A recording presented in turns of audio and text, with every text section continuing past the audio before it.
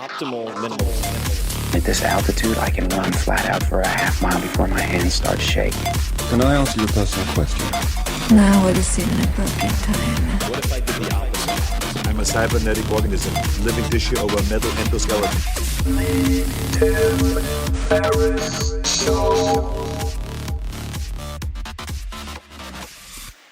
This episode is brought to you by 99 Designs. 99 Designs is the global creative platform that makes it easy for designers and clients to work together.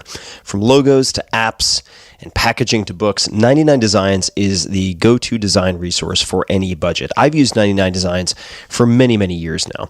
I've used them for book covers, for instance, mock-ups for the 4-Hour Body, which went on to become a #1 New York Times bestseller, illustrations for my multi-volume The Tao of Seneca, and other graphic design projects. And I've been really impressed by the quality of their designers and the designs that I've ended up using. Most recently, I used 99 Designs to update the illustrations and layouts of my 5 morning rituals ebook. This covers my most consistent morning routines and rituals. And I offer that as an incentive for people to sign up for my newsletter. So this is a PDF bonus that acts as a carrot to increase the number of email subscribers. The illustrations inside are gorgeous, and I loved working with the designer who we selected for the project. So you can check it out. Take a look at that at 99designs.com/Tim. That's the number 99designs.com/Tim. And you can see exactly what I'm talking about with a real world example of what has come out of working with them. 99 Designs Designer Search Tool connects you directly with one designer based on design category or industry specialization, style, skill level, availability, and more. So you can really check all the boxes that you need and see who matches up. Or you can start a contest. And that means you invite the entire community to take a shot at your project, then you pick your favorite. Right now, you guys, my listeners that is, can receive a free $99 upgrade on your first design contest. So check it out. To see what it looks like to get your first free upgrade, please visit 99designs.com/Tim and click on the link in the landing page. So again, check it out, 99designs.com/Tim. This episode is brought to you by LegalZoom, which more than 2 million Americans have used to help start their businesses. Past guests even, such as, WordPress lead developer, CEO of Automatic, Matt Mullenweg, now valued at more than $1 billion, have used LegalZoom to help with their business needs, specifically in his case to form his company. But LegalZoom isn't just for launching your business. Their services include everything from helping you to manage changing tax laws, reviewing contracts, creating NDAs, non-disclosure agreements, important stuff, handling lease agreements, and assisting with really any other legal challenge, hurdle, inconvenience that typically takes time and effort away from running your business. The best part is that you won't get charged by the hour because LegalZoom isn't a law firm, so they won't be running the clock up and spinning circles just to raise your bill. Instead, they just ask you to pay one low upfront price for whatever it is that you're looking to get a la carte style. So visit LegalZoom.com and check out their business section for all of their services. And if you want special savings, that's the terminology in the copy that they suggest. I don't know what the special savings is, folks, but it's titillating. If you want special savings, enter promo code TIM, T-I-M, at checkout, capital T, lowercase I-M. Again, take a peek, LegalZoom.com, and enter promo code TIM. Hello, boys and girls, ladies and germs. This is Tim Ferriss, and welcome to another episode of The Tim Ferriss Show. Today's episode features Peter Mallouk. Peter is the president of Creative Planning, one of the largest independent wealth management firms in the United States. Creative Planning provides wealth management services to clients, manages more than $36 billion for clients in all 50 states and abroad, and has been featured as the #1 independent wealth management firm in America by Barron's. That was 2017. Peter is also featured on Worth's Magazine's Power 100, featuring the most powerful men and women in global finance, the only financial planner on that list in both 2017 and 2018. Creative Planning was also featured in Forbes in 2016 as the #1 RIA for growth over the last 10 years. He is the co-author of Unshakable alongside Tony Robbins, and that is how the introduction was initially made. And we'll talk, I'm sure, more about that. Peter, welcome to the show. Thanks for having me, Tim.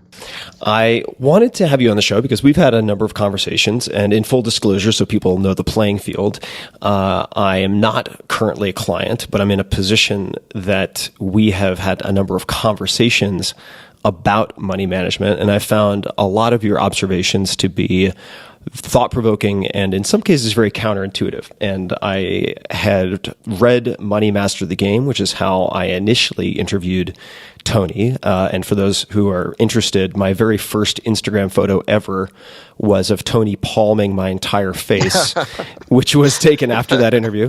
And then Unshakable was published, and your name kept on coming up, and you do manage money for a number of my friends, but we do not have any type of financial relationship, which I think is important for me to make clear up front.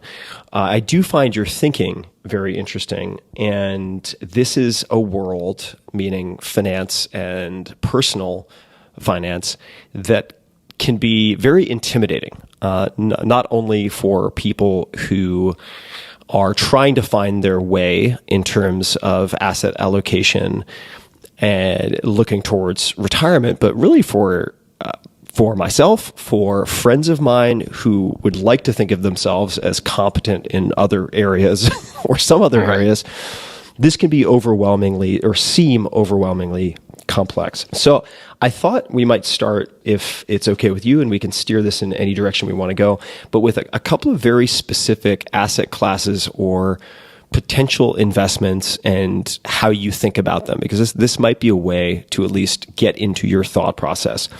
And the first thing that I have on this list is gold. I do not currently own any gold. What are your thoughts on gold?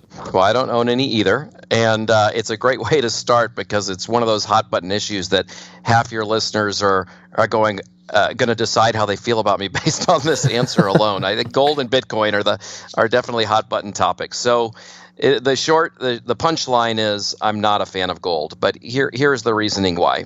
So if you think about investing, if you look at the great investors of history, and I think the one all your listeners would be familiar with is Warren Buffett, right? What they want is they want something that pays them. Right? If you buy a building, you want to collect rent. If you buy a bond, you want to get the yield from that bond. If you buy a stock, you want the dividend, or at some point you want to benefit from the earnings of that company, even if it doesn't provide a dividend. Gold doesn't provide any income, and the value of gold is that someone else will pay you more for it later. I mean, is that kind of straightforward? So it has a very speculative element to it.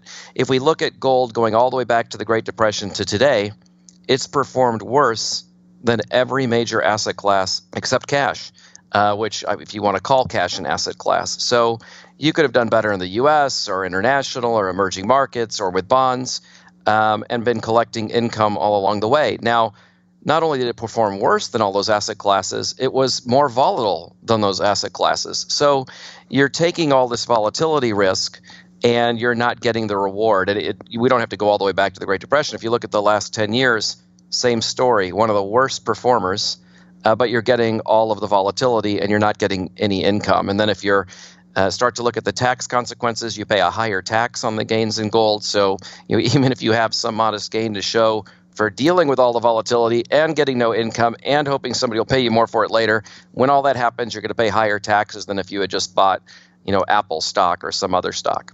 Thank you. So if you had to take the not straw man position, but steel man position, meaning the strongest counter argument, what do smart people or otherwise smart people, depending on how you interpret their position on gold, argue the ownership of gold? What would the most compelling, even if you don't find it personally compelling, but of the arguments for gold, what is the most compelling?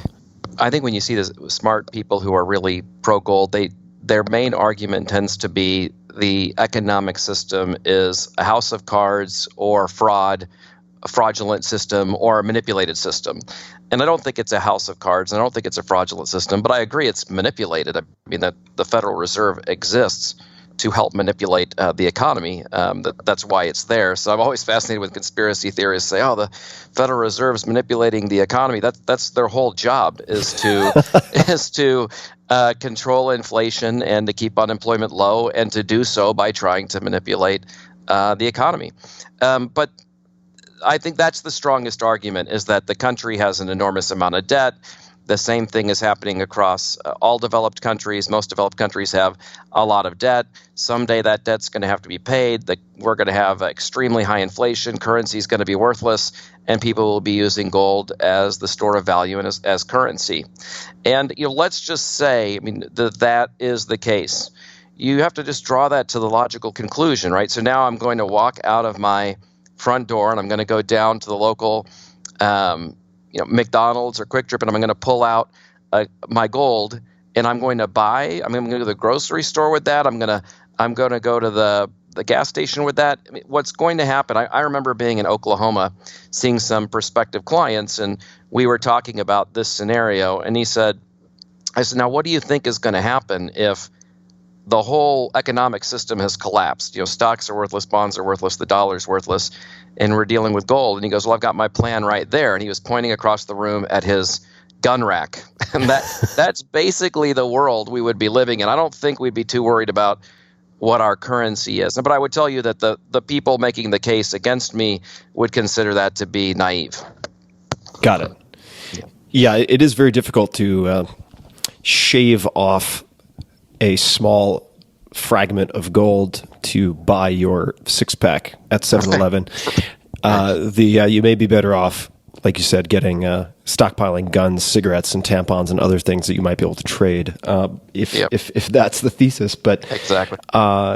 So gold. I don't want to take us too far down the gold rabbit hole. Bitcoin. You mentioned Bitcoin. Yep. Might as well talk about that in cryptocurrency. Just piss off everybody right out of the box. Yeah, I figure that's a good place to start. And I know some of the friends we have, your friends that we have in common, are very big proponents of this. And so they also, I should say, just as a side note, they also have tremendous informational advantage. I would agree with that. Yeah, that's true. I think Bitcoin is interesting because it gets muddled with other things. So first, we have blockchain technology which backs it up. And a lot has been written about this. There are some very big real companies like IBM and Accenture investing in this, Walmart using it for inventory tracking. That technology is real. So what you hear people say is, blockchain's a real thing and you're an idiot if you don't like Bitcoin. Well, the TV is a real thing. I'm glad it's invented, but that doesn't mean everything that comes out of it is going to work, right? That doesn't mean that every product that comes out of it's going to work. So blockchain is just a technology that allows cryptocurrencies to work. Now, there are several thousand cryptocurrencies, and Bitcoin is one of them. And even the people that are really into cryptocurrencies as part of the future, many of them will acknowledge that Bitcoin is not the one that probably has the best profile to be the winner going forward. But nonetheless, it has a very big following. It was the first one to utilize blockchain technology, I believe, and clearly the first kind of breakout one. But there's a difference between the cutting edge and the bleeding edge. You have Apple today, you have the iPhone today, but before Apple and the iPhone, there was BlackBerry and Palm. Those were bleeding edge. They came out, they were wonderful things, and someone could have said, this technology is amazing. You're an idiot if you think Palm or BlackBerry is not going to rule the world, but someone else took the concept and made it better. Before Google, there was Excite and AOL and Lycos. Someone else came along and improved upon the technology and made it better. And I think that's what we're going to see here. Blockchain technology, that's the real thing that's going to change the way the world works, much the way the internet did. And I think we're going to move from centralized databases to decentralized databases. And I think probably some cryptocurrency of these 2,000 and however many other hundreds or thousands there's going to be in the future, probably one or maybe a few of them will wind up being used. But the odds it is going to be Bitcoin is very, very low. And so any investment in Bitcoin is, to me, purely speculative. Again, there's no income coming from it. We're just betting that someone else is going to pay more for it later and that this is going to be the cryptocurrency or one of the cryptocurrencies that prevails. And I think that's not an investment. It doesn't mean someone can't buy it, but it has a much more speculative element to me than being part of an investor's portfolio that's where you anticipate in the future the investment having worked out. Mm-hmm. So if I look at people who have made a lot of money investing or in some cases speculating, but let's just for the moment assume that they're playing more a single deck game of blackjack where they can actually apply a system of some type, right? They're not entirely playing roulette. And those people, in my experience, generally have had advantages, whether those are informational, analytical, behavioral.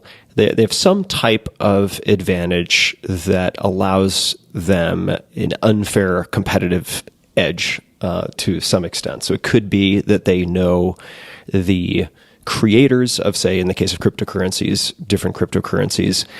It could be that, say, like a John Arnold, they just have an incredible domain expertise and level of access that allows them to work with, say, energy. And you can go down the line and find people in almost any sector that have these advantages. In the world in which you play, in creative planning, or personally, we can make it personally, what do you feel your superpowers are, or your differentiators? What are your advantages or systems that allow you to approach things differently? Well, I think there are no superpowers, and I think no one has, anymore, really public market investing superpowers. I think you can go out of the public markets and you can develop a very big competitive advantages as someone who's involved in investments. So, for example, I do think that someone buying private real estate can be better at that than someone else who's buying private real estate, and I think substantially so. I think when you get into the public markets, I'll tell you how I feel about investing in general, and then what I think we would do that we would think would add value and make us different, and I think are the reasons for our success. I think when you look at the public markets, you were talking about people having special knowledge and inside knowledge. And the thing about the stock market is that doesn't exist with the stock market, right? So when you're talking about the stock market and the bond market, there is nobody that has that insider knowledge. I mean, some people have it, but if they use it, it's called insider trading, and you can go to jail for that. And so, the advice would be not to do that. So the kid in his garage in Malaysia has the same information as the top analyst at Goldman Sachs because all the information is public, right? So we're all sharing this information, and the market's become incredibly efficient, especially once we got into high-speed internet, right? Once everyone started to get information at the same time. There used to be a time where some people were outperforming the market, and someone uncovered it was because they were getting issues of Money Magazine or Value Line before they came out. They were seeing them at the printing press or when they were being delivered to the magazine stand. Even that doesn't exist anymore. We're all getting the information in real time. And so if you think about a company like McDonald's, you'll hear on TV, on with the financial media when a market goes down, they'll go, everyone's selling. There's never a time where everyone's selling. For every seller, there's a buyer, right? So if McDonald's has 30 million people sell the stock today, that means 30 million people bought it. And there are really, really bright people on both sides of that trade. And there are really, really, really stupid people on both sides of that trade. And they're all sharing the same information. And that's collective wisdom eventually gets the price where it's supposed to be. And now, might there be somebody who can beat this system? I mean, the statistics say that's very, very difficult. I mean, more than 85% of people trading these large stocks, which make up the huge majority of the market, that are professionals, underperform the index over long periods of time, which means underperforming somebody just buying the 500 stocks and literally doing nothing. If you do that, you're beating the overwhelming majority of the professionals, because by the time you pay the taxes and the transaction costs and you make all the behavioral mistakes human beings are going to make, you're probably going to have that drag, that friction that causes underperformance. And so I think this is a space where a lot of successful people, and you interview the most successful people you're interviewing LeBron. LeBron's telling you why he's better than everybody else. And part of it is it starts out physical, but it's certainly that's the very small minority of it. 90% of it is what he's doing to make it happen. So very successful people then go to the public markets and go, well, clearly there must be people that are better at this than others. Clearly I can find this guy that can trade and beat the market. And that's really just not the case. So what we do to try to improve upon things is people have a lot of fear when it comes to investing. I think it starts when you're very, very young. Some people have a fear of losing their money, or some people think they understand certain things, but they don't understand markets, so they have a fear of investing altogether. Some people spend all their money. One thing I've noticed from this profession is very, very few people have a very healthy attitude about money. That it's okay to earn it, and there's a smart way to save it and invest it, and it's okay to spend it. It's okay to feel good with it, not spend too much, not spend too little. Even when you look at the financial gurus, some of them are telling people, don't go to Starbucks in the morning. That's a waste of money. That's silly. So what we try to do is we try to make sure that we can keep people engaged in the portfolio so they hit their goals. So let's take the stock market for an example. If somebody, one of your listeners invests today, the odds the market's going to be positive a year from now is about 75%.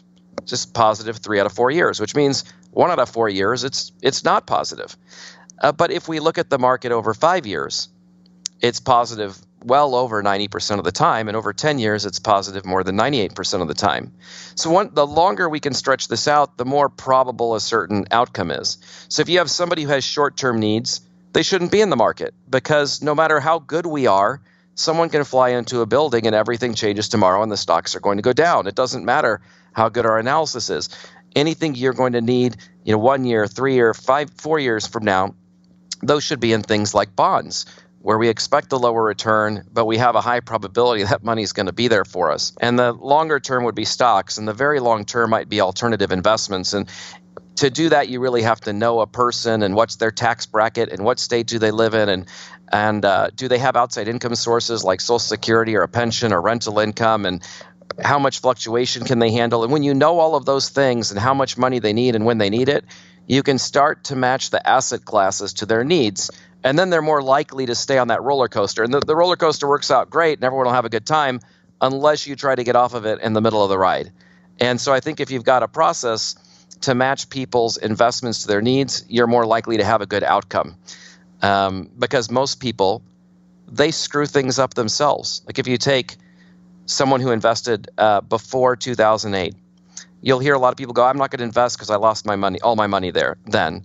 Those of us that are older have friends that say they'll never invest because they lost everything in the tech bubble or after 9/11. Well, if you're a long-term investor and you were diversified, it's basically impossible to have lost money. If you put all your money in, you're the worst investor of the last 90 years, and you put all of your money into the market the day before the 08-09 crash, today you've more than doubled your money. I mean, the S&P 500 has more than doubled since then. We can do that the day before 9/11, the day before the tech bubble. You have to go out of your way to have lost money, but people find a way to do it by making behavioral mistakes or working with advisors that make the behavioral mistakes on their behalf.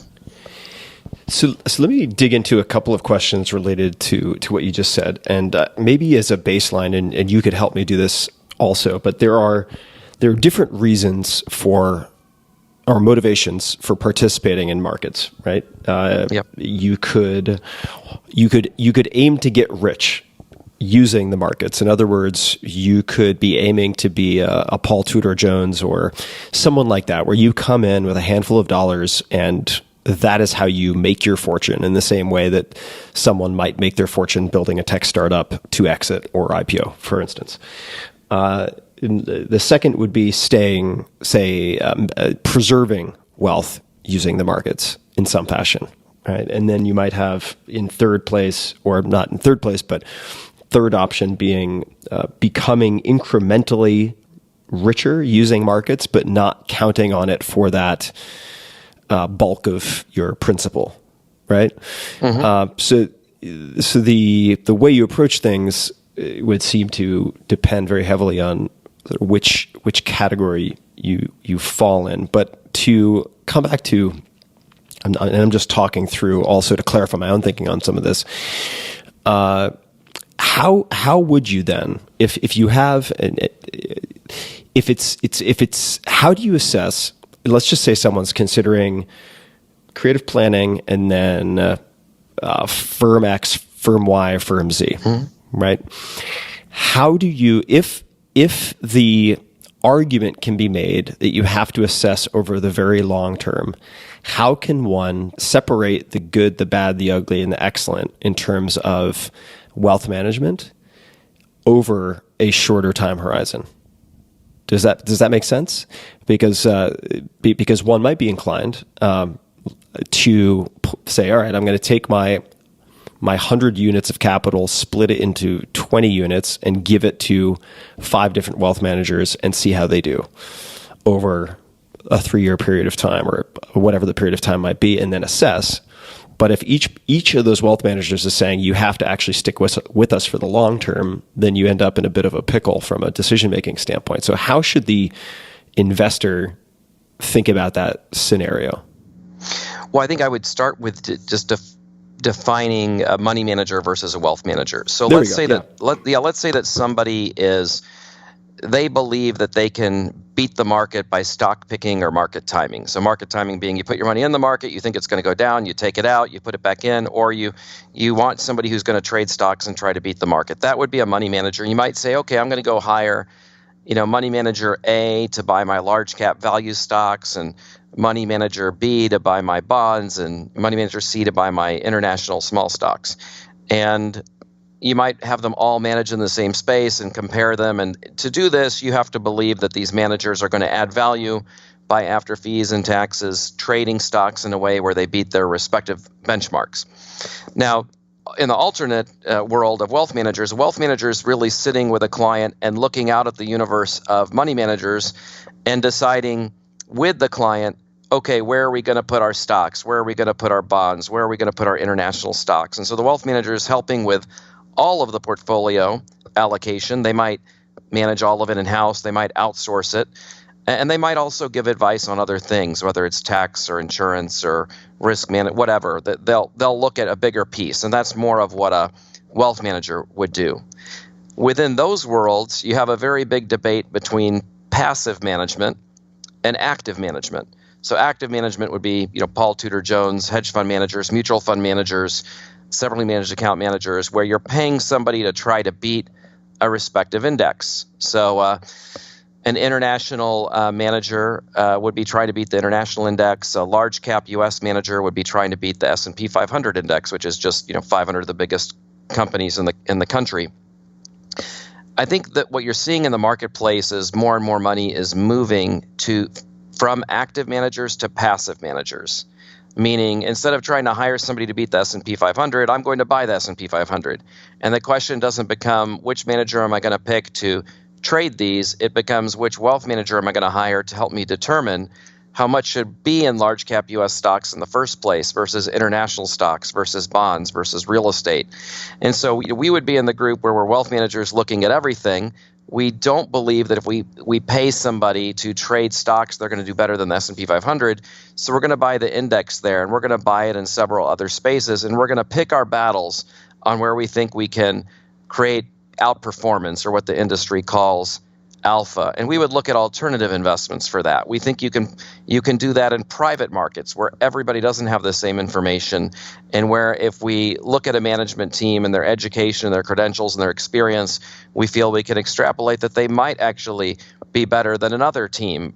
So if you look at alternative asset classes, would be things like private equity, private lending, private real estate, things that fall into categories like that, I think are where we would try to get our alpha for the clients.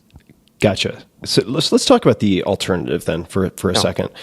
In the alternative investments, what are the alternative options that you where you like to go fishing, or at least exploring? Is it a short list? Is it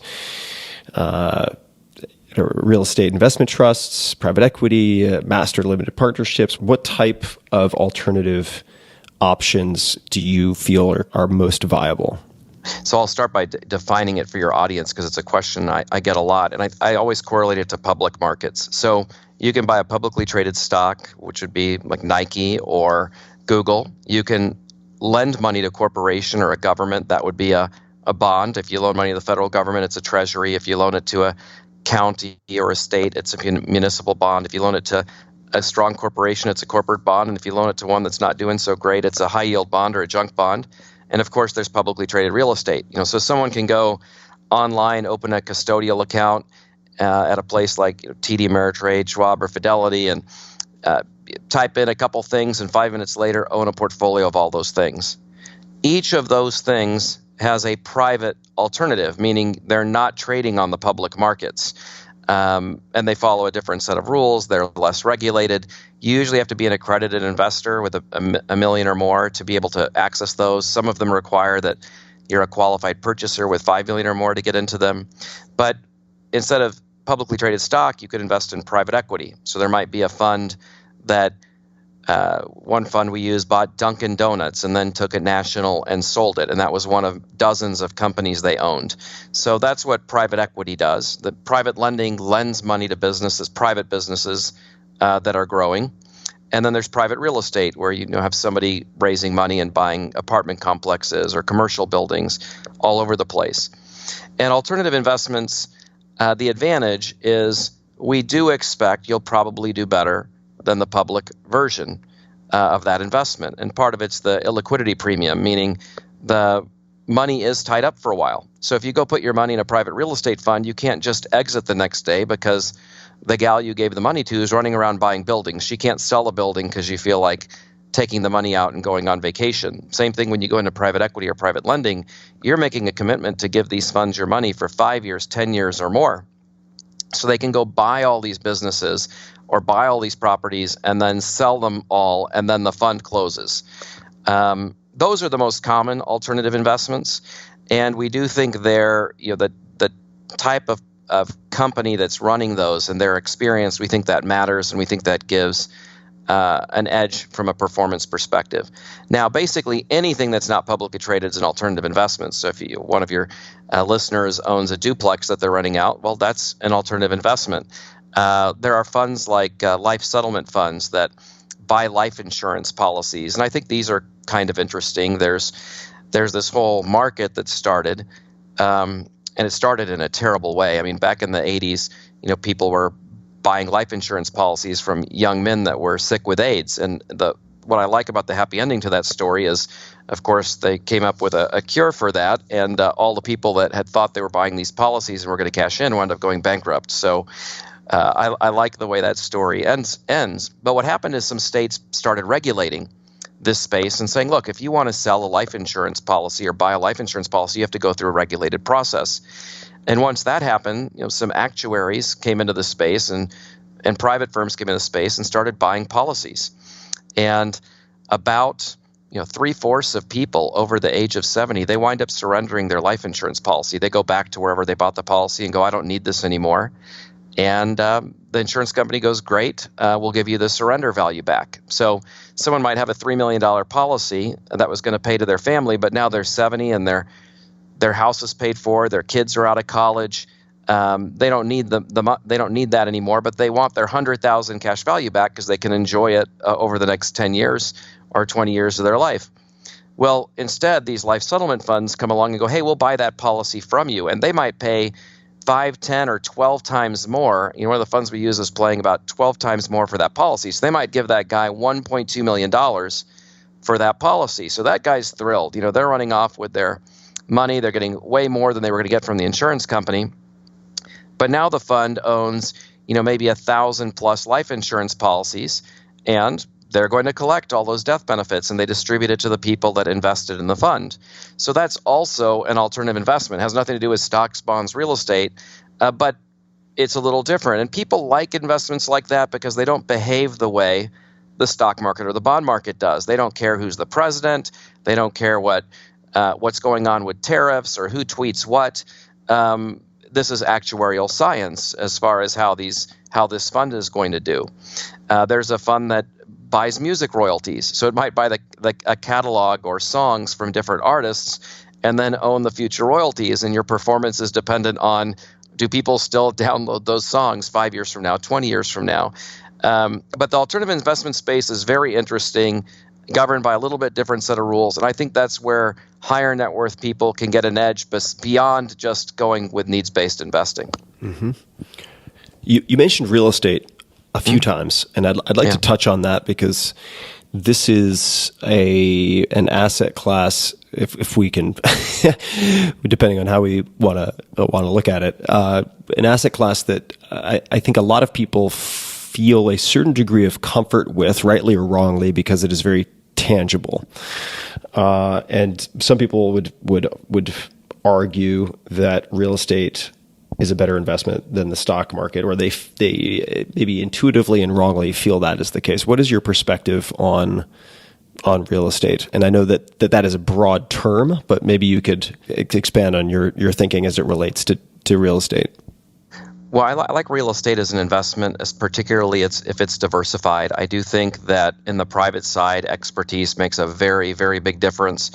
But I will also tell you, real estate, in my experience, is a tremendously overrated investment. And I have some clients that are extremely wealthy from running real estate, but I also have some that went bankrupt with their private real estate. And I'm going to give you a couple of reasons I think it's overrated. I think it's misunderstood.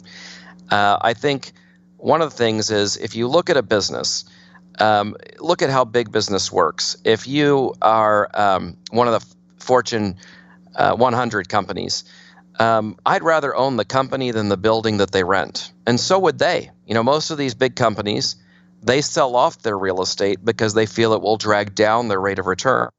When a private equity firm goes and buys a business that has $100 million of revenue, they don't want to buy the building. They're very happy for the owner to keep the building and pay that owner rent because they think the real estate is going to hurt their rate of return. So if you really look at the very big, sophisticated money, they'd rather own the business that's in the property than the property that the business is in. Now, second, I think real estate magnifies wins and losses, and so you're going to see a disproportionate amount of winners. So let's say that you're going to go buy a duplex and it's $100,000. And that doesn't exist where you live, but where I live, it does. So let's say you're going to buy a $100,000 duplex and you just put down $10,000 and you borrow $90,000 from the bank. And let's say that you rent out the duplex and the real estate market's good, interest rates are low, and now your duplex is worth $110,000 and you sell it. Your gain is 100%, right? You put $10,000 in and now you're selling it. You're paying off your loan and you have a $10,000 profit. So you've doubled your $10,000 investment. That use of leverage magnifies gains and makes people think the investment is better than it is. Now, the reason you see a tremendous amount of bankruptcies in real estate is it works in reverse, right? We saw that in 08, 09 during the most devastating example of this in U.S. history, where you put $10,000 in and you borrow $90,000, and you own a $100,000 duplex, and then the market crashes, and your $100,000 duplex is worth $90,000. Well, you've lost 100% of your investment when you sell, right? So you're magnifying the wins and losses. And you can do that with anything, but people are very comfortable doing it with real estate. So for example, I could take a portfolio with $100,000 and I can go borrow against the portfolio. I could borrow $50,000 if I wanted to against the portfolio and invest that money, and I'd have a $150,000 portfolio with a $50,000 loan.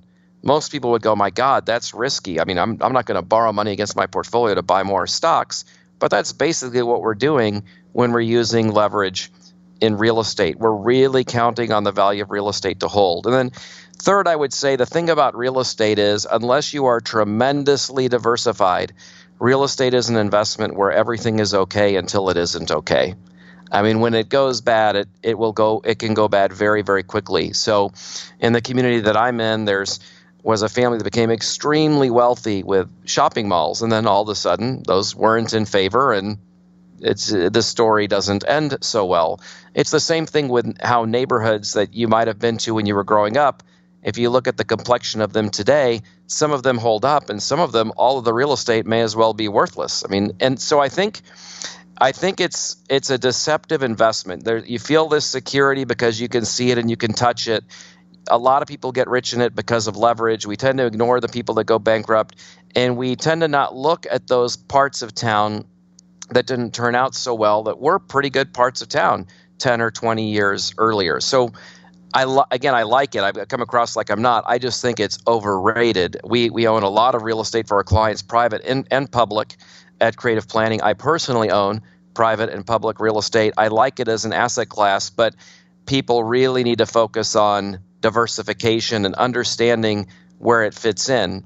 If you own a public real estate fund and you own a stock fund, your expectation should be that 20 years later, you've made more owning the companies than owning the buildings that they rent. Mm-hmm.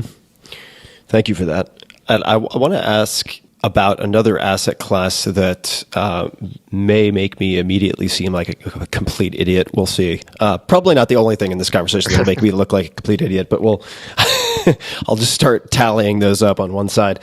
But for similar reasons, the tangibility, the sort of personal, concrete nature of this class, I want to ask about it, and then the jointly with real estate will lead to a follow-up question that I have for you.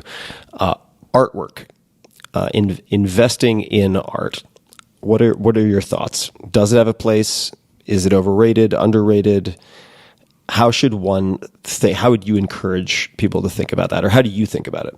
Well, I think when you look at things like that, or collectibles, or cars, not a car you would just go buy to drive around, but the cars that are more collectible oriented, to me those are like collecting coins. We're counting on there being a marketplace that exists for it, and I think we have a centuries-old legacy of that being the case with art, and so I don't consider that a fad by any means. And there are funds that specialize in owning art. We wouldn't use them with our clients because we really want things that produce income. So to me, I consider there are a lot of ways to make money, and I'd rather make money in a way where that I've got the hammock there, the safety net there to back up into. I like that if I own bonds or stocks or real estate, that if things decline for a prolonged period of time, I can still collect money. I can still collect if the housing market goes down. I own some duplexes. If I keep them running, I'm still going to collect the rent. Whereas if I've invested in art and the market turns against me for a decade or two and I want to sell something, I'm not going to make any money in the meantime. But for someone who I like that kind of investment if you also have a passion that goes with it. So if somebody likes art, they have enough money, and I mean a lot of money, millions of dollars, to where you're moving. You don't need this money to be financially independent. If it works out, fantastic. If it doesn't work out, it's not going to kill you. The collectible markets can work, but they have a little bit more speculative element to them. So I'm going to turn this into a bit of a personalized therapy session for a moment.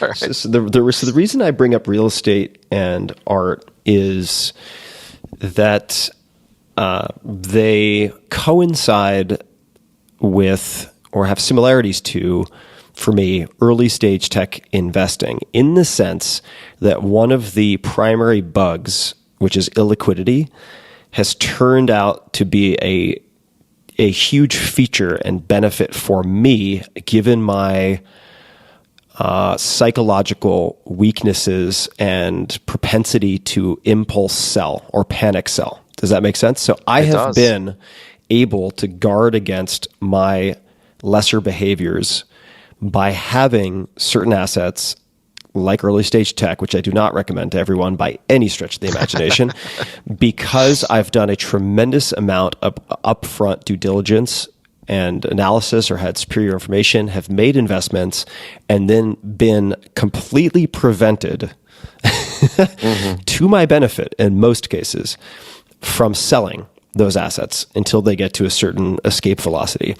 And similarly, if I buy real estate, and I do own real estate, the fees and complexity involved on some level with unwinding those versus going to a brokerage account and just hitting sell on my public equity that I might own guards against one of my most financially self-defeating behaviors, which is panic selling. So I suppose this could lead us into a bunch of different territory, but I'm curious to know when things that, broadly speaking, don't make financial sense, if we were computers looking at asset classes and so on and so forth, actually make sense for individual clients because of their frailty in being human or Right. weaknesses like those that I outlined. And the answer might be there's a better way to prevent me from making stupid mistakes. But I'd love to hear any and all thoughts you have on that brain vomit that I just threw up on you. I'm so glad you asked this. I wouldn't have thought of it as a question, but I would say that, earlier I was talking about, I think that the things that derails people are exactly what you talked about. They're behavioral. And those really tend to come from uncertainty. If you don't know what's going on, uncertainty leads to fear. If you go to a doctor and you have something that's they think might be terminal, but they're not sure, you're going to be scared out of your mind. Or the doctor's trying to figure something out, you're not going to feel good. The more uncertainty there is, the more fear you're going to have. And I think that's what you're talking about with your experience of the markets is you're uncertain about outcomes. It makes you scared. And then what do? You might sell because it's so easy to sell. And what helps alleviate uncertainty is education. The more informed you are, the more you understand how the investments you're in work and what their time horizon is like and how frequently corrections and bear markets are and how rapid things can go down, but how rapid they come back. The more educated you become, the more certainty you get, the less fear you have, the more likely you are to stick with the plan. But despite all of that, even the wealthiest people and the most educated people get scared in down markets. I'm seeing it today, as we speak. For your listeners who listen to this later, the Dow is probably about 4,000 points off of its high, and that freaks some people out. We're recording this just for context in late December 21st, 2018. Well, I just last week saw someone who was running a state pension in an interview say he felt like he was paying a premium for alternative investments so he could be blissfully unaware of how poor the investments were doing in a down cycle. And I think there's something to that. I remember in the 08-09 crisis, we meet with all of our clients to do a complete review on top of all of the things we're doing throughout the year. And we go through everything on their net worth, and then we rerun the plan, make sure we're on the same page. And we go through and we update all of their investments, and we're showing them, this investment in stocks is down, this investment in your publicly traded real estate is down, and your bonds are up, or whatever it is. And then we'd get to their house, and they'd say, oh, my house is the same value. And then we'd get to that duplex they own that they rent out, and they'd be like, oh, that's the same value. And that painting in my house, it's the same value. Of course it's not the same value, right? If they wanted to go sell the house or the duplex or the art, they'd actually have to take a bigger discount most of the time than the public markets. There was literally no buyers for any of that. You weren't going to go sell $1 million coin collection in the middle of all that. And so the not having it updated every second of every hour of every business day allows people to be blissfully unaware and not make those behavioral mistakes. And so I actually do think that's a positive. When we have our higher net worth clients that have alternatives, I like the alternatives because I think they're going to get a little bit better return. I think they may have a little less volatility, but I also think it speaks directly to what you brought up. It brings them peace in that it's not priced every single day. And so every single time the markets trend down, they don't have to be reminded that they're seeing their public real estate down in their account, but they're not seeing the private real estate down because it's not repriced every day. And it really does help people not make long-term mistakes.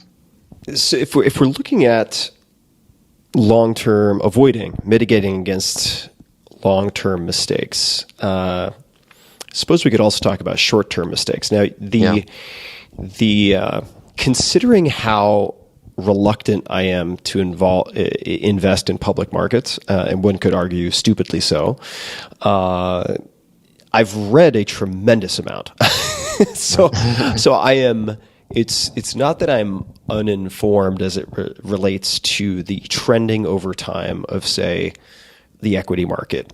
But what catches me, and you noted in some of our exchanges prior to this conversation that in my podcast with Howard Marks, a legendary investor, that I brought up fear of losing money. And it seems to me, and maybe you can talk some sense into me, but that on one hand, you can argue, or one could argue, that it's not timing the market, but time in the market that makes the difference, right? And that the time to get started is now.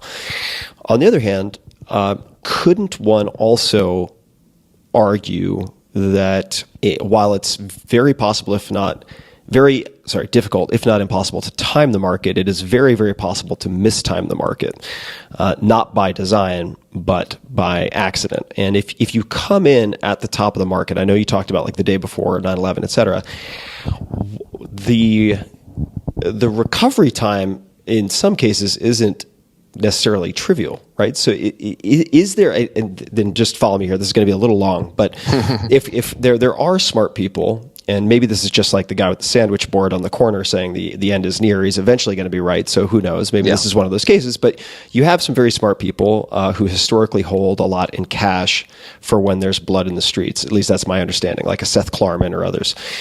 My inclination would be, if you tell me that the markets are down 1 out of every 4 years, is to wait for the canary in the coal mine or some type of indicator, maybe it's obvious, maybe it isn't, that we are down, and then hold on to cash until that point to invest when the market is not necessarily at its all-time low for that period of time, but lower than it should be, so to speak. And this is going to come off as terribly naive for a lot of folks. But the reason I bring this up is that it seems to me that and this is me kind of talking out my ass a little bit, but that the function of investing is to ultimately, on some level, improve your quality of life. So if you invest in vehicles or assets that cause you heartburn and anxiety to the extent that you have trouble sleeping, even if they have a really high IRR or whatever, it is a bad investment from the standpoint of quality of life if it's creating a lot of additional stress. So I have no trouble sleeping when my money is in cash, even though it's getting slowly eaten by inflation like termites. If in an ideal world, I would be able to wait until everyone thinks that we're going to Mad Max and then dump money into the market, much like Howard Marks did in the last, say, 15 weeks or so of 2008, right, when he's putting in $500 million a week into distressed debt. Where am I going wrong here? And how should I think about this, or how would you add to that? I know that's a ton that I just threw at you, but if you could do your best.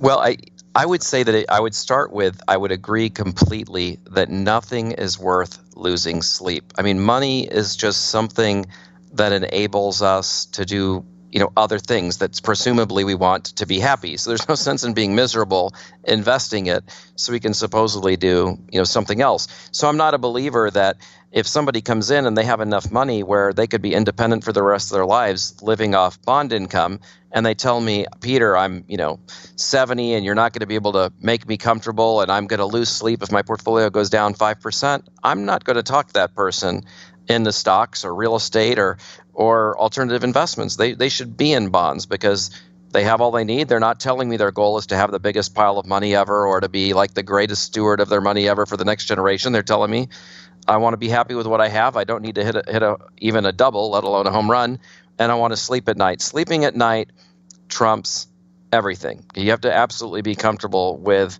what you're doing. Now, you're so young that I would work on somebody like you and say, well, let's wait a second, because we've got a couple choices here. One is that you get comfortable with investing, which means you're going to you need to get more educated about how public markets work, so we can make you more comfortable, so you could have more certainty about it, so you can be a long-term investor, because you are going to be invested for many, many, many decades, and it's extremely likely, that's really going to work out for you. You only have two other choices. One is to own cash, which is a complete disaster. I mean, it should not really even be an option.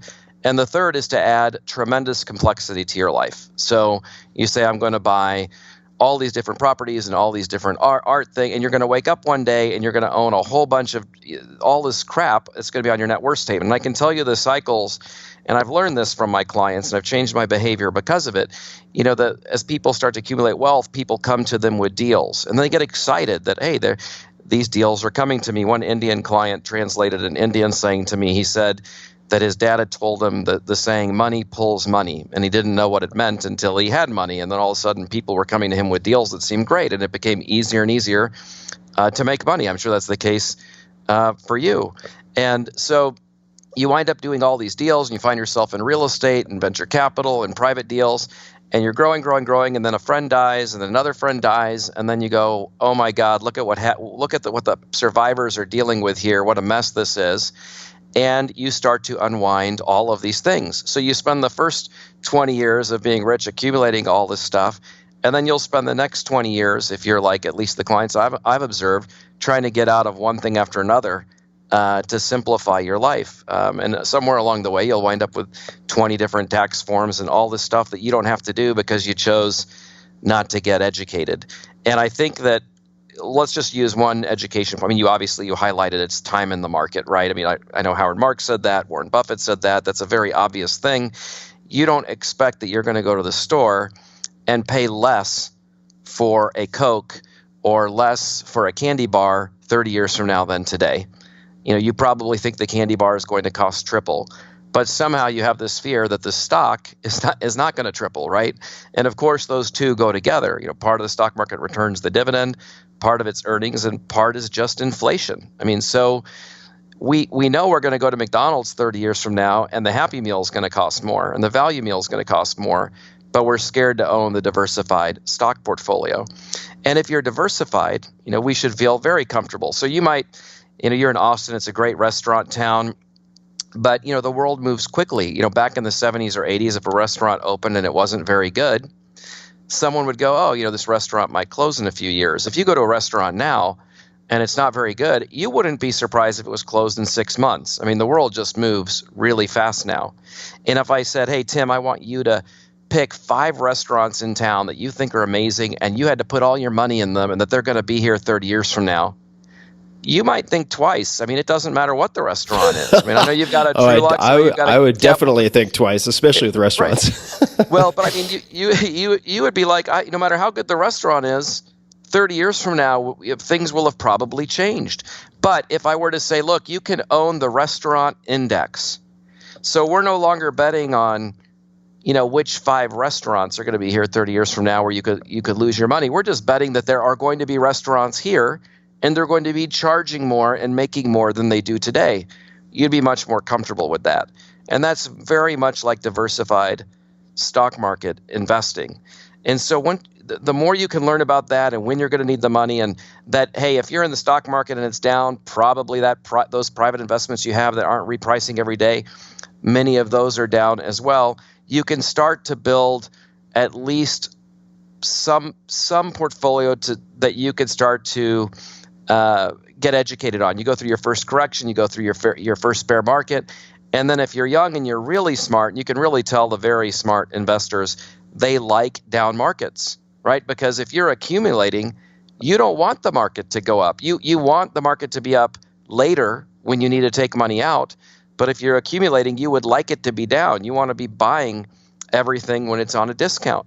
So my clients that are sophisticated, that are accumulating now, they love this downtrend. They feel like they're buying more and more on sale. Or clients that have a lot of bond exposure and they can sell some of their bonds and buy stocks, they love that down market because they see it for what it is, which is an opportunity.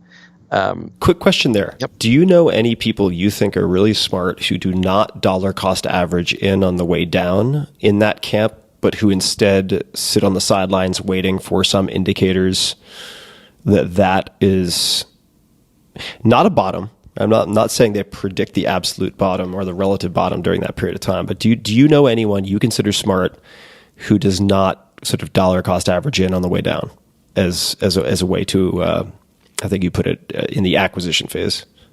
No, I think it's a loser's game. I heard John Bogle, the founder of Vanguard and indexing, say that his entire life, he never found somebody that was able to do that effectively. He's never found the guy who sold when it was high and then bought when it was low.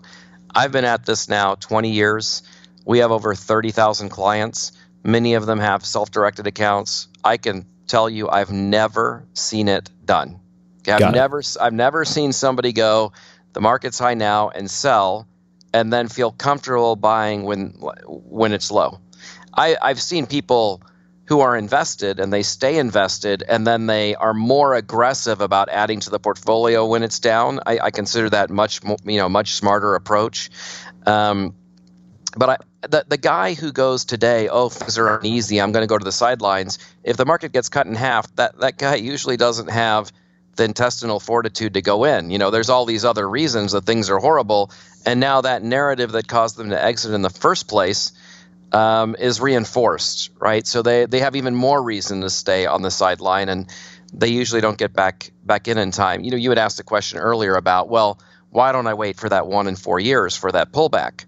And we can use the last 10 years as an example. I mean, the market can go from Dow 7,000 to 26,000 like it did without having a bear market in anywhere in the middle of it for you to invest in, right? So this year if the year ended today on the 21st of December in 2018, the market would be down, but it's nowhere near where it was 9 years ago. If you had gone to the sidelines in 2009 and said, I'm going to accumulate cash until the market pulls back again, you would have waited 10 years for the next real big opportunity. So now the market's pulled back, but not back to where it was. And I think this is the risk that people that are trying to time don't understand, which is the risk of being out of the market is greater than the risk of being in. So let's say you have $1 million and you go into the market today. One of three things can happen. The market can go up, we're high-fiving, we're having a great time, we're all happy. The market can go sideways, and you're going to earn a couple percent. That's not the end of the world. We're getting our dividends, right? Now, or the market could go down. Okay, the worst thing there is you collect dividends, and then the market comes back, right? So we've had dozens of bear markets, many, many, many more corrections. They happen on average once a year where the market drops, usually on average about 13.5% or so. They've all ended the same way. The markets eventually recover. So you collect your dividend, you wait. That's your worst case scenario as an investor. If instead you're in cash, well, if the market goes down, we're not getting the dividend, and you're probably going to want to stay in cash. If the market goes sideways, we're not collecting the dividend. And if the market goes up, we may suffer permanent loss of opportunity. So if the Dow goes from 22,000 to 30, the market may never pull back to that 22. It may never come back to that level, that entry point that you had been afforded the opportunity today. When you're on the sideline, you are risking the market getting away from you. When you're in, it can't get away from you. It can temporarily downtrend with you along with it, but you can't miss that opportunity, which is why anybody that is looking at the odds of investing, they're going to be invested sooner rather than later. Gotcha. And when you say the word diversify or diversification has come up a number of times so far, am I accurate in saying that you have a diversified public portfolio to maintain or incrementally increase net worth while searching for alpha primarily through alternative investments? Is that the general approach? And then I have a question about what diversification means. But is that a fair synopsis of generally what you are advocating with your clients?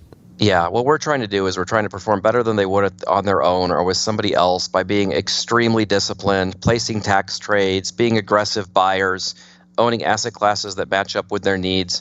And diversification to me means you try to reduce dramatically company risk and industry risk. When you're an investor in the stock market, let's start with that, you've got three big risks. One is company risk. So you buy a stock and it turns out to be Enron or WorldCom or Lehman Brothers or Polaroid or whatever. It just goes to zero.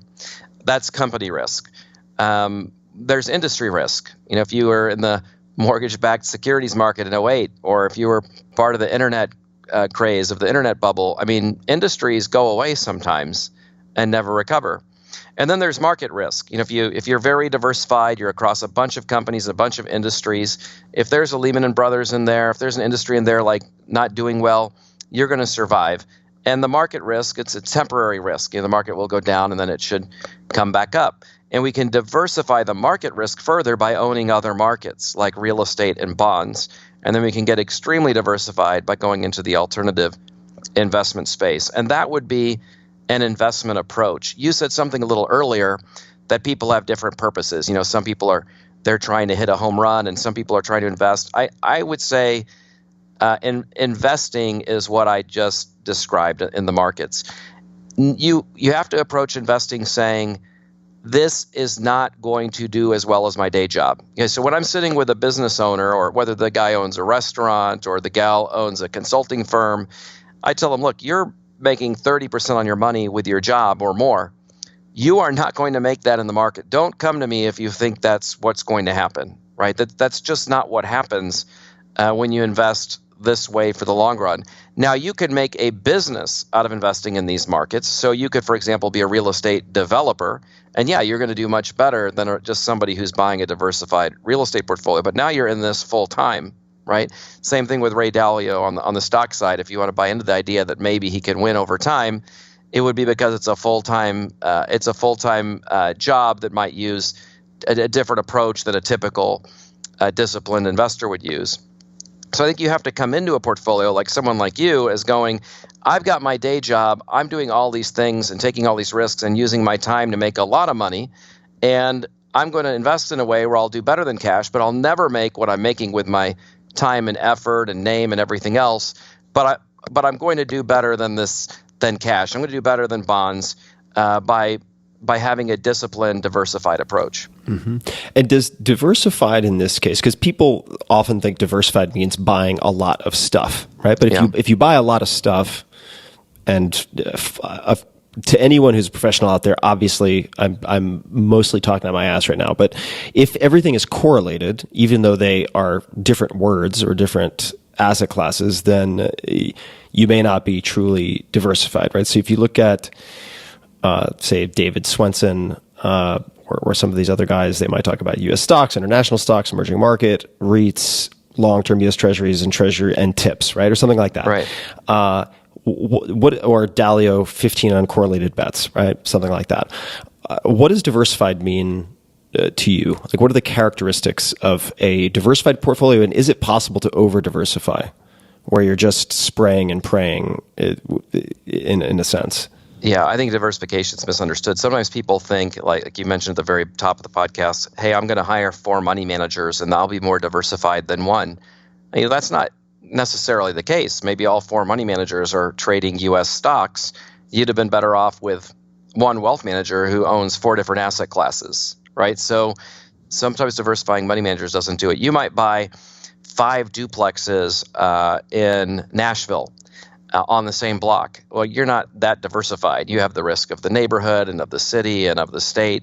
I'd rather own 5 different properties in 5 different states to get a little bit more diversified. Certain asset classes are correlated. Real estate's about 85% correlated to stocks, and the U.S. markets, 80, 90% correlated to international markets, and bonds have a little bit of correlation. So you want to add things that don't necessarily. You want to remove the concentrated risk. You don't want to own the 5 duplexes on one street. You don't want to have 5 money managers doing one thing. You don't want to have 5 stocks and hope one's not a Lehman Brothers, or 1 or 2 industries that have 100 stocks. I mean, if you own 100 stocks and they're all biotech, you're not really diversified. You want to own asset classes that behave a little bit different in some cases, like U.S. and international, and that behave a lot different over periods of time, like bonds relative to those things, or maybe art would, or life settlements would, or music royalties would. So the extent you can have those uncorrelated assets, it dampens the ride, which makes it more likely you're going to get where you want to go. And most importantly, it avoids the number one thing everybody worries about, which is blowing everything up, right? I mean, you don't want to do everything right for 30 years, but then the stock or the industry or the real estate market you were in, something unforeseen happened, and all of a sudden, nothing works for you. You are eliminating the chance of the grand slam when you do this, but you are almost eliminating the chance of the strikeout, which is a very important thing for an investor. Mm-hmm. So let's run a hypothetical, if you don't mind. And this is going to, again, probably make half the people listening just facepalm as I say this, but let's just pretend. Well, it's not pretend, it's real. So let's say that I am seeing things in the private markets, which give me pause and make me think that there's a possibility that winter is coming, so to speak, as it relates to public equities specifically. Mm-hmm. If I think that there's a decent chance of a fairly major extended correction in, say, the next 2 years, if that's my assumption, whether you agree with it or not, how would that inform my decision making about deploying cash? How would you think about it if that is something I take to be likely true? There's a saying, a famous economist said that the market can stay solvent. The market can stay irrational longer than you can stay solvent. Yes, in other words, agreed. It's just very hard. I mean, even if what you're touching on, I think that's interesting is returns in the market over the next year or two are not really dependent on valuations, and that really surprises people. So something can be overvalued, but then not come down in price. Instead, the earnings grow into it. You can own a real estate property and maybe it seems overvalued, but instead of the prices coming down, the price holds, and over time the rents come up. So not necessarily does the price of the property have to come down. It's the same with the stock market. But if I take your premise that you have a high degree of certainty that the market's going to pull back 18 months from now, well, of course I would say, well, just wait for it to pull back and then go in. I've just never met the person that can do that, or no matter how smart they are, and look, we're sitting with some of the wealthiest people in America, and I'm sitting with some of the most sophisticated money managers in America too. And I just don't live in a world where the person can predict that. I listened to your podcast with Howard Marks, and he said, we're invested, but we're cautious. Well, I mean, that guy's a genius, but he's invested, right? I mean, you're either in or you're out. And so I think that we're all always looking to the future and wondering what's going to happen. But you look at the most successful investors like Warren Buffett, they're engaged. They're engaged all the time. That's how they got where they are. I think it's important to note, though, that also there are different economics at play and different incentives involved in some instances when you're using institutional money or playing with a 2 and 20, meaning you have management fees and assets under management are a component of your business versus playing with your personal capital, right? I mean, I know a lot of venture capitalists who invest with one very distinct style or approach in their venture deals, but treat their personal finances very, very differently. Right. There's no question. Like a lot of the venture capital and private equity people I know, they're invested almost entirely in bonds because they feel like they're in an extremely high risk game day in and day out with their side of things. And you look at Swenson and you're investing Yale's money, you're investing for decades. You're not really investing for 5 or 6 years from now. But what I would say is the average American investor, whether they've got $100,000 or $2 million, they are investing for decades. And they should be thinking that way. Even the person who's retiring tomorrow, who's 65, is investing for decades. And so if we have an expectation that stocks are going to earn 6 to 9% or maybe 10% over the next 20 years, and real estate's going to earn 5 to 8, and bonds are going to earn 3 to 5, or whatever it is, that person that's 65 can't say, I need this money now, I need to be conservative. They need the money for the next 25 years. And we need money that's available to them over the next 5, and we need money that's going to be available to them 20 years from now. And so I do think that diversified, multiple asset class, leaning on a publicly traded portfolio, that really should be the core for the typical investor. And I think when you start to leave that, you are taking extra risks. Even when you go to these alternative investments, whether it's private equity, private lending, private real estate, we're now giving custody of our money to somebody else. We don't have total transparency. We can't exit whenever we want. We're much more susceptible to fraud. It's just there's a lot more unknowns in that space. And so if you're very wealthy, you're going for better returns. You don't like to see the public markets all the time. I mean, there's a case to be made for them, but I don't think exclusively, not even for the typical. I think for the typical American, a diversified portfolio is still the core building block. Let's talk about information for a second and just resources, because I've read Unshakable, of course, which I greatly enjoyed. Money Master the Game. I have 2 episodes with Tony about that, which I quite enjoyed as well. What other? I know you've written books. I mean, The 5 Mistakes Every Investor Makes and How to Avoid Them.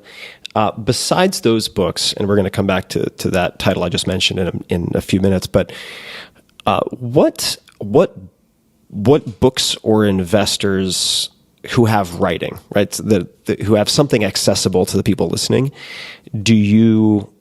have you found particularly valuable or thought provoking? Are there any particular books or annual letters or anything that comes to mind? A book that I read when I was very young that I thought really kind of explained the investing world in plain English, and it was in pretty short, was Common Sense on Mutual Funds by John Bogle. And it kind of goes back and it compares all these things we talked about, the benefits of timing versus not timing the market, and of stock picking versus not stock picking, and how to choose an allocation. And it was just so straightforward. I really think that's a great read for somebody just trying to understand the basics. And so I always tend to recommend that as one of my recommendations to people when they're looking for a book to really explain things in English. Mm-hmm. What about particular investors? Are there any particular investors who come to mind whose thinking you really admire, aside from Buffett and Munger, because they're always on the list, or they seem to be? Are there any other? They could be lesser known names. They don't have to be. Who come to mind? Who you find particularly insightful or thought provoking? Well, I mean, I think this might be too much in the box given what you laid out, but he was the mentor to some of the people you mentioned. I mean, Benjamin Graham's The Intelligent Investor is a phenomenal book as well, and I really enjoy that one and would recommend that to your listeners as well. Mm-hmm. Got it. What is the best or most worthwhile investment you've ever made? And this is one of my fairly common questions, I suppose, but not necessarily capital. I mean, it could be, but time, money, energy, something that really had a high return on investment in your life. Does anything come to mind? Yeah. So when I was in college, I was in Lawrence, which is a great, music town, and I really got into music. And I invested, I can't remember if it was $10,000 or $12,000, and decided I was going to set up a store that bought and sold CDs and cassette tapes. Kind of dating myself a little bit here. And I had a couple partners, and we opened the store, and it did really well. We took our money and we opened another store. It did really well. And we kept doing this. And we got to, I don't know, it was 8 or 9 stores. Then I bought out one partner, and then I bought out the other. And at that point, I'd been in this gig for 5 or 6 years. And I thought, well, I bought out everybody. I'm going to take my first paycheck. And I took my first paycheck out. It was $8,400. And then a month later, Napster came out. And within 6 months, almost every location was closed, and all the CDs had been donated to a charity. And that was the best education I had. I mean, I did a lot when I was in college. I got a law degree, a master's in business, some undergrad degrees. That was the best investment and the best education I ever got in my life, still to this day, was the total loss of all of that time and all of that money. But what I really learned was a real world, example of supply and demand, and how quick you can grow, and how there's a window of opportunity that every business dies. Every business dies. I know that Bezos of Amazon says that all the time. Every business. Sears, one of the greatest businesses of all time, lasted a century. That's almost unheard of. The S&P 500 is changing all the time now because companies just rise and fall much quicker than they ever have. I learned that firsthand, and I also learned how quickly technology can change everything. I thought I was competing against the music store across the street and the music store in the mall, and I was competing against something I didn't even know existed that was going to come in and destroy everything. Walmart thought it was competing with Target. It's competing with Amazon, right? And so that was really, to me, a lesson in how quick you can grow something, how the economy works, how quick you can be replaced. And it really illustrated for me how big money can be made with concentrated risk, and total loss can happen from concentrated risk. So that takes the cake for me. I'll never have an investment that good. I attribute a lot of my success and paranoia of when I run creative planning and I'm looking at the landscape and going, what are the threats? I'm looking at it with as wide a lens as can possibly be. I don't think for a second that any business is invincible, and that will ever be the greatest investment I ever made. That's a great story. Yeah. What you are competing against is something you don't even know exists. How often is that true? At least it's certainly something that you see a lot in tech in Silicon Valley. I mean, the biggest threat is not what you've identified as the biggest threat in many instances. So coming back to your book, The 5 Mistakes Every Investor Makes and How to Avoid Them, which is published by Wiley in 2014.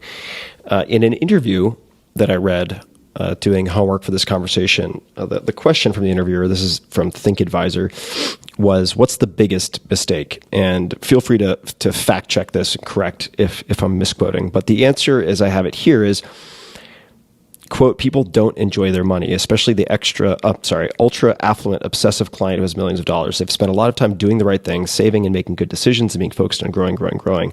But when they get to retirement, they can't turn off those traits that made them successful. They keep doing the things they always did, being thrifty, maybe a little stingy, so they don't spend their money for enjoyment, and then they die. This is not me talking. From what I can tell, really, really, really common, not just with ultra affluent types, but with a lot of people across the board. They save, but they kind of mistake the means for the end in some capacity, or they can't downshift, like you mentioned. And they kind of lose track of why they were amassing or building this wealth in the first place. So what do you tell these clients who can't turn it off, the people who keep doing things the way they always did, the people who don't spend their money for enjoyment? What is their homework that you give them? What is the conversation that you have? I tell them true stories that are both personal and about existing clients. And I'm going to share one that was personal and one existing client. I had a client. He retired fairly young at 63, or at least seems young. And the very first day, and he would come in for years and talk about how he wanted to garden and that was his dream and all that, but he never would spend any of his money, never would go on vacations, never do anything like that. And the very first day of retirement, he died. And his wife was and I think every advisor that has a bunch of clients has a story like this. And his wife came in and she was just so upset that he had passed, but that she had found his to-do list. I mean, he didn't call it a bucket list, but it was his bucket list. And he'd only done like one or two things on that list. There were all these things that they could have done together that he never got to experience. And he robbed her of that too. That issue that he had of I've got to save, I can't enjoy it along the way. He robbed her of that. I got really in tune with this at a young age because my dad, vacations all the time. He's a physician, but he takes a lot of breaks, and I learned that from him. And he had mentioned to me there's a famous person in Kansas City where I'm based. He had been the mayor, and there's a lot of stuff here named after him. And he was a patient of my dad's. And one day he got diagnosed. He was very ill, and he was going to die. And my dad was just in his 20s at the time, and he told my dad to sit down. I've got a lesson for you. And my dad sat down. And he just said, I've got this named after me and that road named after me and that building's named after me. And I've accumulated all of this money, but I never really got to enjoy it. I never really got to enjoy my family. And that's very cliche, right? But my dad took that and he said, I am not going to be this guy, right? And I looked at some of my clients that have made that mistake, and I tell myself the same thing. We also do estate planning here. We prepare wills and trusts and so on. So we're very unique. Last week, one of my favorite clients passed, and his kids came in, and so I get to see the kids because I'm also an estate attorney, and there are a lot of estate attorneys here, and so we're here for them. We already know them, and we get to see that next generation. But what I also see is that the person that couldn't let go. There are people that spend everything they have, and there's people that can't let go of anything. And then there's a very tiny group in the middle that is saving what they're supposed to and spending what they need to spend to enjoy. That's a very small group. But these people that are saving all the time, they're in the minority, right? They might be my client, I might be seeing them all the time, but they're in the minority, and they're not going on that cruise ship. They don't get the balcony, and when they're flying on a plane, they don't get the business class, and they don't get the tall thing at Starbucks, because why would somebody pay $6 for that? That's just not in their DNA. That's part of how they got where they are, and then they die. And then their kids come in, and they're coming in, and they've got the Starbucks in their hand. And I've had people show up in brand new cars, as BMW or whatever. The parents are barely in the grave, and the kids are spending the money. And so I try to get them to visualize, what do you actually think is going to happen when you pass? If you have $3 million and you've got 2 kids, what do you think is going to happen to that $3 million? What do you think they're going to do? Think about their spouses. Think about their kids and think of how they live and what are they going to do? And they go, oh, they're going to buy a hat and they're going to do that. I go, exactly. And they start to think about their money a little bit differently, because if you've got $3 million and you really enjoy yourself out of your mind, you might die with $2 million.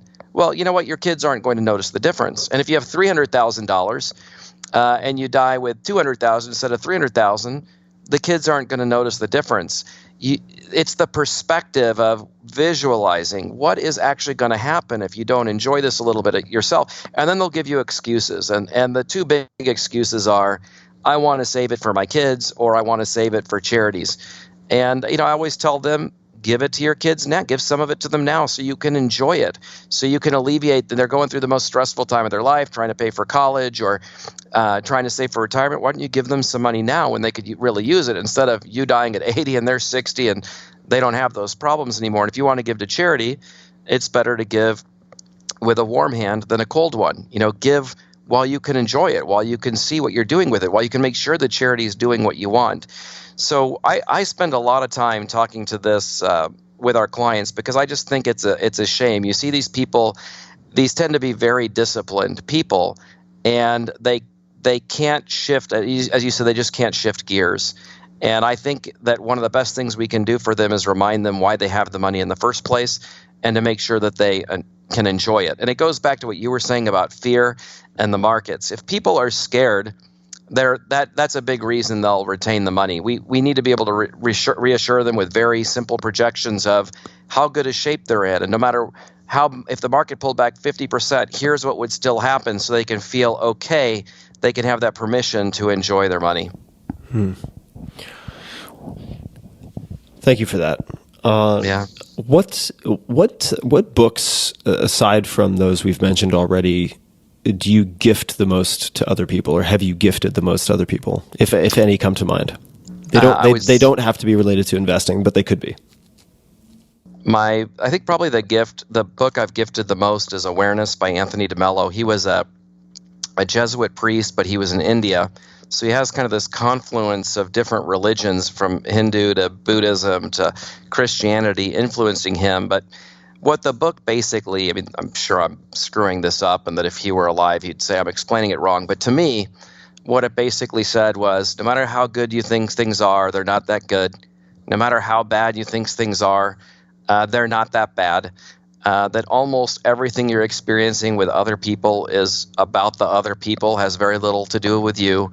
People don't think about you as much as you think they do. And it's just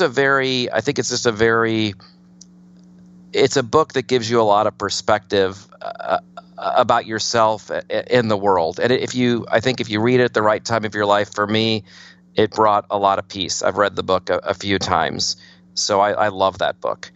I also like, and I give to our employees here, the book How Full Is Your Bucket, which is like, it might take 15 minutes to read. And I don't know if you've read it, but basically the premise is every encounter you have, someone feels better or they feel worse. And what kind of person are you? Are you bringing positive energy into a room? Are you the kind of person that are lifting people up around you, or taking them down, even if it's in the most subtle ways? And it just kind of forces some perspective. There's even a children's version that I got my kids. I absolutely love that book. And then The Prophet by Khalil Gibran is one of my favorite books. Someone gifted that to me when I was young, and it's a short read and covers a lot of topics as well. That's a fantastic book. I would recommend people get the edition with the illustrations by the author also. Agreed. Yep. If you get the Profit. Let's. I think we're sort of getting to the tail end of this round one conversation between you and I, but we could go in any number of directions before we close out. I thought one might be to highlight any particular bad advice that you hear or see being given out often in your world. If there are any particular red flags or types of bad advice or tricks that you would advise people to be aware of or make people aware of. I think that our industry, the framework for the delivery of advice is often corrupted. And so I think the good thing is when you're educated, you can spot it really easily. But if you look at the industry, it's unique in that in the United States, most advisors don't have to act in their client's best interest. That's fairly unique to the United States. In Australia, they have to act in the client's best interest. And the United Kingdom, they have to act in their client's best interest. It's also unique to financial advisors. If you go to a doctor in the U.S. or a lawyer or a CPA, they have a fiduciary obligation to act in your best interest. But about 90% of advisors in the United States do not have a fiduciary obligation to their clients. They're operating under a lower standard of the law called the suitability standard. A kind of a buyer beware, this is America, everyone fend for yourself, which would be fine, except the general public doesn't know that, right? They're assuming when they go to a financial advisor that the financial advisor is acting in their best interests all the time and is legally obligated to do so. I've never read the law about how my doctor or lawyer or CPA has to treat me. I'm just assuming that they have to act in my best interests, and that's just not the case with financial advice. So I think one thing your listeners could watch for is my advisor an independent advisor? They would be working for what's called a RIA, a registered independent advisor, or are they a broker, meaning they work for a brokerage house that makes money a lot of different ways on investments. They might make money on a commission, they might own their own products, and so on. I think that's one way to kind of quickly figure out. That doesn't mean brokers are bad. There's a lot of brokers doing the right thing every day for their clients. It's just all things being equal, you would always want somebody who has to act in your best interests all the time, who has to do for you what they would do for themselves. I think that's one big thing to know about the profession. I think the other thing to look out for is, does the advisor get paid different ways on different investments? So if I'm sitting with somebody and they make more money if I buy a private equity fund than a stock fund, well, don't be surprised if you wind up being sold the private equity fund. We all know that compensation drives behavior, right? So you don't want somebody who is going to get paid more if you buy one product over another. That's very common in a brokerage house, but it can even be something that happens in the independent world. And then you definitely don't want to be working with an advisor that has their own products to sell, where they might have their own mutual funds. They might have different names. That's kind of a trick of the trade, where you might have a brokerage house with one name and then their products are called another name, so it's a little confusing to the client. But if somebody can avoid those things, somebody who has to act in your best interest, that gets paid on your investments the same no matter what, and doesn't own their own products, you are going to avoid a lot of the things that are going to result in you not getting the best types of investment vehicles. And then it becomes all about competence. And I think if you want to kind of screen for competence, I would do it the way you look for a doctor. If you're going to get knee surgery, you want a knee surgeon that does knee surgery all the time, that's at one of the best hospitals and has had a lot of thousands and thousands of people go to them. You don't want somebody that's, dealing with just a few people and does knee surgery every now and then, and by the way, does 17 other things and is in a tiny hospital. I think to the extent you can screen for some level of competence and scale, that's helpful as well. Gotcha. Thank you. How do you and creative planning make money? We make money by charging a fee to our clients for managing their investments. So if someone comes in and says, I want you to manage $1 million for us, we tell them the percentage that's going to cost, and it includes managing their money and providing them a financial plan as part of that. And we also would give them all the financial advice they need throughout the year. We would meet with them in person, and we would not make a different amount of money no matter what investment they went into. So whether it's appropriate for them to be in investment A, B, C, alternative, or publicly traded, the compensation stays neutral. And we hold our clients' money at third parties, so they don't have to worry about the custody issue or the Bernie Madoff issue. And then there's no commitment from the client. If anywhere along the way they feel like, oh, I want to go back to doing it myself, they've got an open door to be able to do that. Thank you. Yeah. Let's ask just a few more questions, and then we can close up for this conversation. So the first is, what advice, how old are you now, if you don't mind me asking? 48. 48. What advice would you give to your 30-year-old self? And if you could place us, like where you are at 30, what you're doing, or roughly 30, that would be helpful. I think at around 30, I was starting to have some success, and I'm a people pleaser by nature, and I was starting to get asked to be on boards by clients, and I just accept all of these invitations. I found myself on all these boards, and I was saying yes to all kinds of things, assistant coach this, and be on this charity, and so on, and I wound up being terrible at all of it. And I learned this later, and I wish I had learned it at age 30, that a yes to something is a no to something else, right? Once you are saying yes to something, you're saying no to something else. And so it didn't take me too long to get a sense of priority, but when I got it, it became crystal clear to me what my priorities in life were, and it made it much easier, the things I was going to say yes to. If I had a time machine, I would tell myself that at age 30 a little bit earlier. How do you help clients find clarity on what to hone in on if they're looking for it? If you have clients who are running into the same issues, perhaps I would imagine on one hand you are managing wealth, but on the other hand you're managing lives. And if we're looking at that holistically, you're probably going to be dealing with many facets of someone's commitments, financial or otherwise. So what tactical advice would you give them if someone's feeling pulled in 1,000 directions? They're saying yes to too many things. Well, I think one of the advantages that they would have is we are their no often. So I know a lot of them have a hard time saying yes or no to people that are asking for money. And because let's face it, if somebody's asking for $50,000 or $100,000 from some of our clients, that's not a big deal to that client. But the client doesn't want to wind up doing a whole bunch of different things and wind up with a bunch of tax forms and be all over the place. And so we do two things. One, we develop rules. So you try to develop criteria so that instead of every deal that comes to you, you're evaluating the deal, you're starting by saying, what types of deals am I willing to look at, right? So you're setting criteria on day one. Or if you're being asked to do a lot of charitable giving, instead of evaluating every charity that comes to you, let's set criteria of the types of charities you're willing to support. Maybe it's only in a certain geographic area. Maybe it only involves children. Maybe it's things that a certain percentage goes back into the community versus overhead.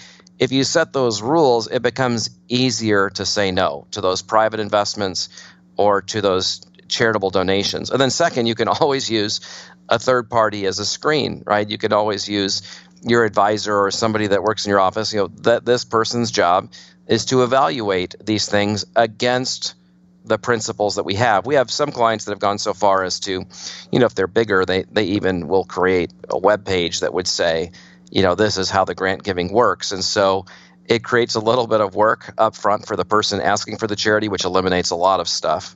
They've got to fill out an application and explain why and where things are going.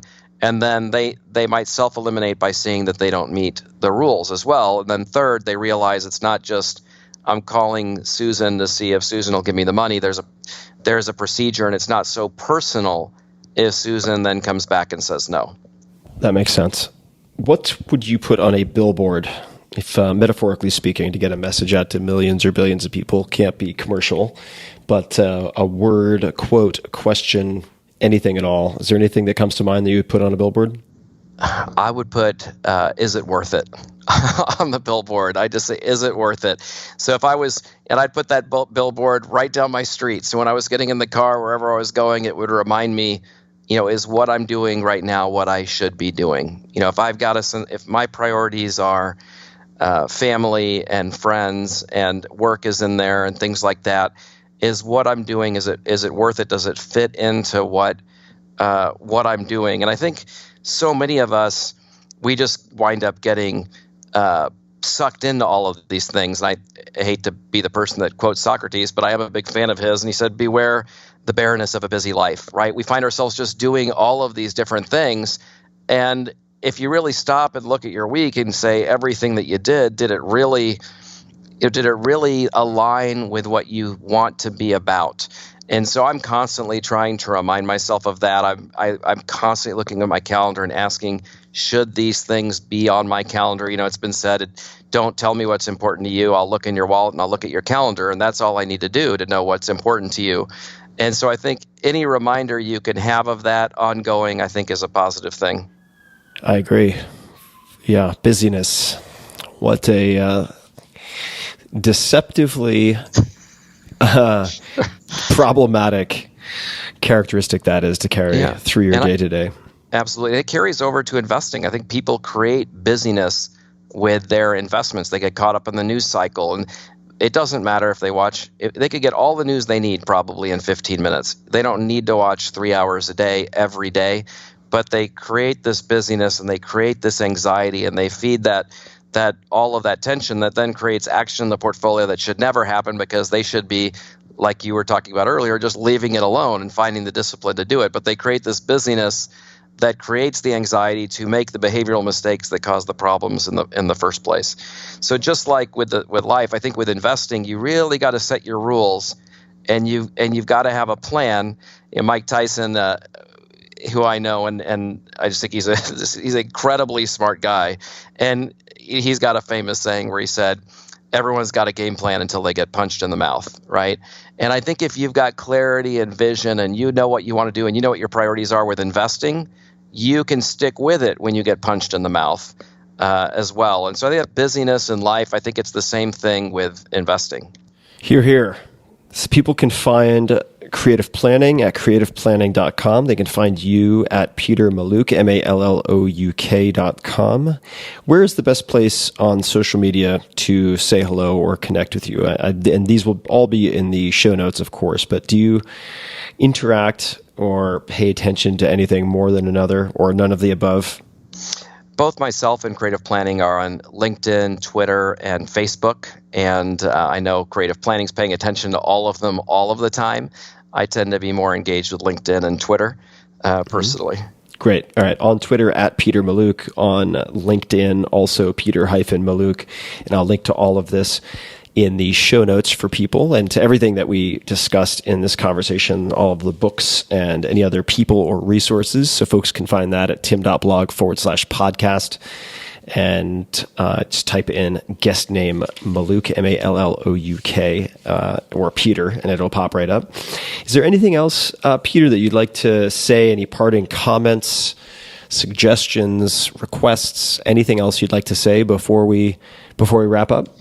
I would give a parting comment that I think really would help people think about investing better. And I think if we can be objective about where we are in history, we are living at the best time that anyone has ever lived, right? I mean, the world lived in abject poverty for thousands and thousands of years until just a few centuries ago. And if you when I sit with physician clients, they'll tell me there have been more advances with the brain and the heart in the last 10 or 20 years than all of history before. And I know you were very involved in the tech world, and they would tell you the same thing there. And we can go on and on. And if you look at what drives markets, we need consumers to buy things. We need the demographics.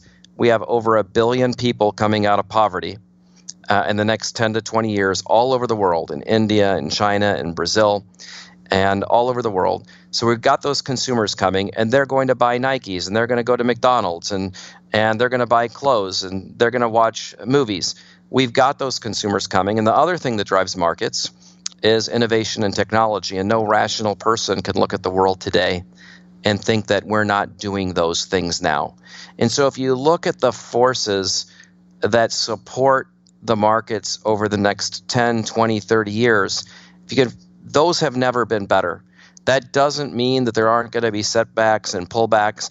But if you can just, no matter with all the negativity we have coming at us from every direction, the reality is it's never been better than this. And so I think that helps me, just with life in general. I need to remind myself. But I think as an investor, it helps you focus on the long run and maybe tune out whatever it is that's got you panicking and keeping you from doing the right things for the way you should be investing to get where you need to go. Well, thank you so much, Peter, for taking the time. I really appreciate it. And I've got lots of notes that I'll be following up on, as well as grabbing a copy of Awareness. I'm all for anything that brings peace, especially in these fear-mongering times that we live in. But I appreciate you taking the time for the conversation. So thank you again. I loved it. Thanks for having me, Tim. And to everybody listening, thank you for tuning in. And you can find the show notes, tune.blog/podcast. And until next time, have a plan, formulate a plan, whatever it might be, whether it is finances, whether it is fat loss, anything else that might be on your to-do list, especially if it has been on your to-do list for a long period of time and has been punted from one day or 1 week or 1 month to the next and then to the next. Formulate a plan. The resources are out there. Thanks very much, everybody. Talk to you next time. Hey guys, this is Tim again. Just a few more things before you take off. Number one, this is 5 Bullet Friday. Do you want to get a short email from me? Would you enjoy getting a short email from me every Friday that provides a little morsel of fun before the weekend? And 5 Bullet Friday is a very short email where I share the coolest things I've found or that I've been pondering over the week. That could include favorite new albums that I've discovered. It could include gizmos and gadgets and all sorts of weird shit that I've somehow dug up in the world of the esoteric as I do. It could include favorite articles that I've read and that I've shared with my close friends, for instance. And it's very short. It's just a little tiny bite of goodness before you head off for the weekend. So if you want to receive that, check it out. Just go to 4hourworkweek.com. That's 4hourworkweek.com, all spelled out, and just drop in your email and you will get the very next one. And if you sign up, I hope you enjoy it. This episode is brought to you by LegalZoom, which more than 2 million Americans have used to help start their businesses. Past guests even, such as, WordPress lead developer, CEO of Automatic, Matt Mullenweg, now valued at more than $1 billion, have used LegalZoom to help with their business needs, specifically in his case to form his company. But LegalZoom isn't just for launching your business. Their services include everything from helping you to manage changing tax laws, reviewing contracts, creating NDAs, non-disclosure agreements, important stuff, handling lease agreements, and assisting with really any other legal challenge, hurdle, inconvenience that typically takes time and effort away from running your business. The best part is that you won't get charged by the hour because LegalZoom isn't a law firm, so they won't be running the clock up and spinning circles just to raise your bill. Instead, they just ask you to pay one low upfront price for whatever it is that you're looking to get a la carte style. So visit LegalZoom.com and check out their business section for all of their services.